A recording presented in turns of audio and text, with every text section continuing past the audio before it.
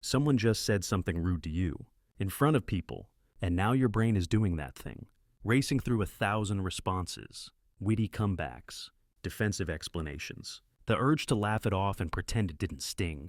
But here's what actually happens. You freeze, or you mumble something weak, or worse, you smile. And then, 3 hours later in the shower, you finally think of the perfect thing to say.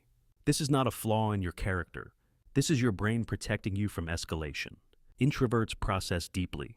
We don't do well with verbal ambushes because we're wired to think before we speak. But here's what nobody tells you. You don't need the perfect words. You need the perfect energy. Today, I'm going to teach you how to shut down rude people instantly, without raising your voice, without being cruel, and without giving them what they actually want.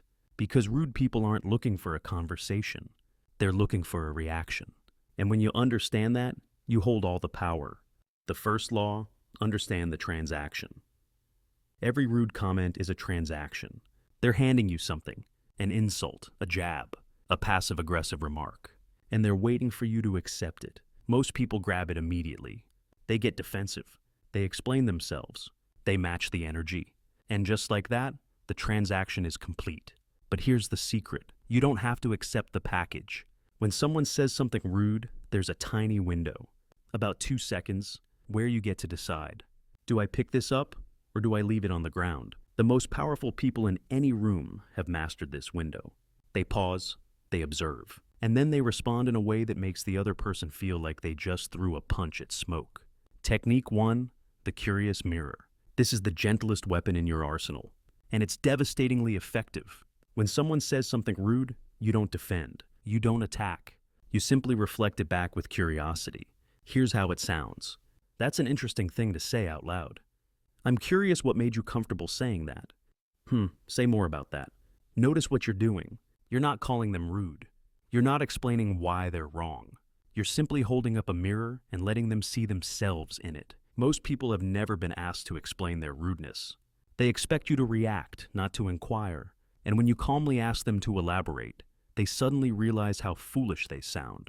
The key is your tone. Flat, genuinely curious, like a scientist observing something mildly interesting.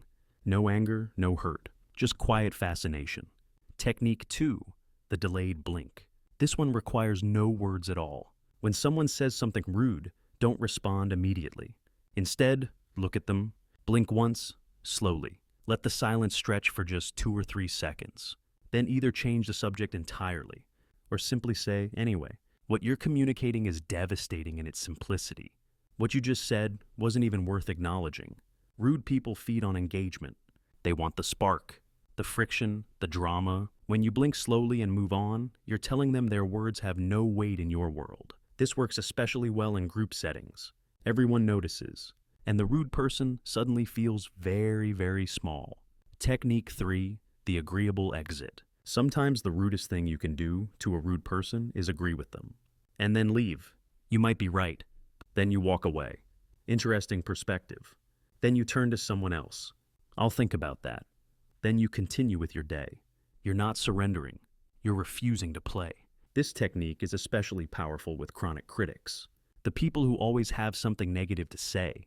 When you stop giving them the resistance they crave, they lose all their momentum. They wanted a battle. You gave them a wall of fog. The trap you must avoid.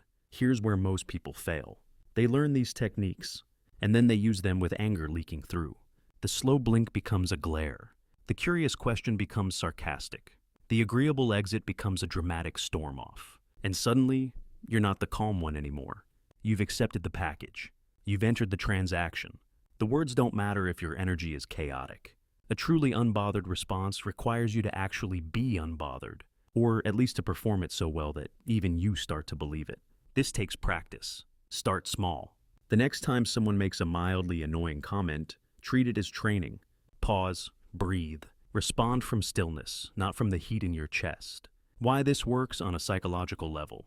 Rudeness is a power grab. When someone insults you, they're attempting to establish dominance. They want to see you flinch. They want proof that their words can move you. But when you don't flinch, when you respond with calm curiosity or quiet disengagement, you're sending a different message entirely. You don't have access to my emotional state. This is deeply unsettling for rude people. Their entire strategy depends on getting under your skin. When they can't, they don't know what to do next. You're not winning the game. You're refusing to sit at the table. And that is the most powerful move of all. A challenge for you. I want you to try something this week. The next time someone says something rude, not cruel, not abusive, just casually disrespectful, I want you to pause. Don't defend, don't explain. Don't match their energy. Just try one of these techniques. See how it feels. Notice how they react. And then, if you're willing, come back here and tell me what happened. I want to hear your stories. The rude comments you've received.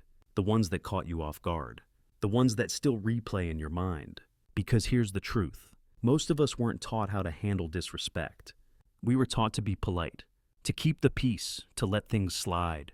But there's a difference between keeping the peace and abandoning yourself. You don't have to be loud to be powerful. You don't have to be cruel to be respected. You just have to stop accepting packages that were never meant to help you. Let them throw their words. Let them make their noise. You have blueprints to finish.